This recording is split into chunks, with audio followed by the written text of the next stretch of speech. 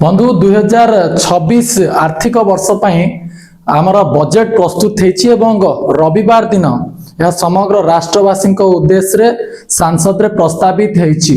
अर्थमंत्री निर्मला सीतारमण या पर्यवेक्षण कर समग्र राष्ट्र सम्मुख थोइछन्ति।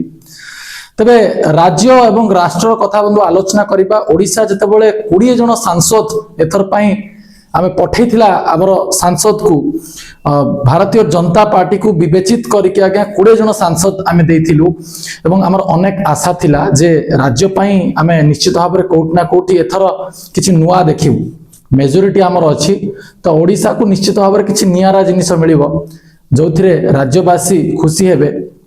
तेबे ई जो राष्ट्रीय बजेट रे ओडिशा को अणदेखा करा जायछि एथि पई मु एक कथा कहूछि। कारण जतबेले राज्यर रेलपथ कथा कहवा जे अन्य राष्ट्र गुड़िक बा अन्य राज्य गुड़िक जो भाव में निजर कनेक्टिविटी आगु को आसले विभिन्न प्रकार सिलीगुड़ी कॉरिडोर कथा कहतु बा अनेक अंचल मानक स्पेशल ट्रेन दिहला रेलपथ दिगला। ओडिशा पई सेमती किछि देखिबा मिललानी। एवं जदि आमे देखिबा जे Cuttack Bhubaneswar twin city metro rail कथा जदि कहबा से प्रोजेक्ट मध्ये कोट ना कोटी सम्मुख को आसिलानी ए बजेट रे। आ सबुठार दुखर विषय जे शिक्षा क्षेत्र रे आमे चाहू अवनति सब बेला आमे शिक्षा क्षेत्र को गुरुत्व देथाउ। एथर शिक्षा बजेट को आर्थिक स्थिति रे सरकार बा हमर वर्तमान रो जे रहिले अर्थमंत्री तांकर जहा प्रस्तावना रही जे शिक्षा क्षेत्र को सेमाने अणदेखा कले तार बजेट को कमे देले। तेणु एठी सीधा सड़क भाव ए प्रश्न करा जाय पारे जे जदि वास्तव में शिक्षा को प्राधान्यता दिया जाए तो लोक शिक्षित हेबे। लोक शिक्षित होला माने प्रश्न पचारिबे। तेणु प्रश्न पचारिले गणतंत्र पई जो माने सरकार अछंती सेमानको या सुहेबनी।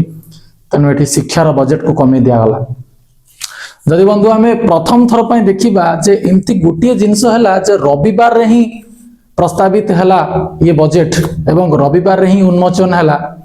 एवं प्रथम थर पई जे संडे रे आमे देखिलु जे मार्केट डाउन हला। जो शेयर मार्केट कथा आमे कहबा जोथिरे निवेश करथांती पूंजी निवेश हेता एवं विभिन्न प्रकार रो लोक माने लाभवान होंती एवं जदि आमे कहबा मार्केट पूरा पूरी हाई एवं चढ़ा रुए प्रथम थर पई संडे रे यह डाउन रहला। एटा गोटे चांचल्यकर विषय जे संडे रे केबे डाउन रहे नाही बोली जहा साधारण चर्चा हुए किंतु एथर देखिया को मिलला जे संडे रे डाउन रहला। तेणु आमे कहि परिबा जे ए बजेट मोटामोटी भाव रे कोठी ना कोठी अनेक प्रकार रो समाज को जो माने आज्ञा वास्तव में प्रस्तावित जो माने अवहेलित निष्पेषित सेमान क्षेत्र में मध्ये कोठी ना कोठी दुख देछि। एवं यार प्रोपागंडा प्रचार पई कुआ जाउछि जे मेडिसिन सस्ता होछि गोटे पटे कुआ जाउछि जे विभिन्न प्रकार रो मोबाइल फोन सस्ता होछि गोटे पटे कुआ जाउछि सुना दर कमिबो एवं अन्य पटे कुआ जाउछि इनकम टैक्स जदि जने फाइल न करूछि तेबे ताको जेल जीवा को पड़िबनी से अधिक 30% देकी इनकम टैक्स रिटर्न फाइल करि परिबो जहा कि मासे अवधि दिया जाउछि।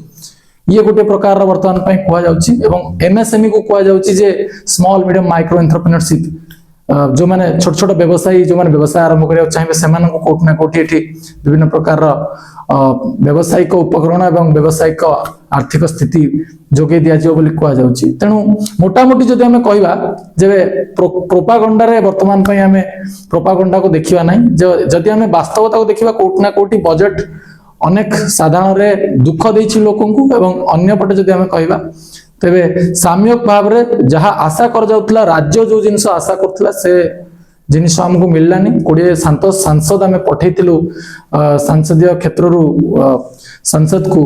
तेणु से भली सुफल मिललानी बोली जहा साधारण देखा मिलुछि। तेबे 2026 फाइनेंशियल ईयर बा आर्थिक वर्ष ये बजेट केते परिचालना होछि एवं राष्ट्रीय अर्थनीति केते अग्रगति करूछि ताहा देखिବାକୁ रहला बाकी। तेणु ए बजेट रो प्रभाव आपण मानक ऊपर एवं आम समाज ऊपर किभଳି रहिछि कमेंट माध्यम रे निश्चित भाव रे जणाନ୍ତୁ। धन्यवाद। जय जगन्नाथ। वंदे उत्कल जननी।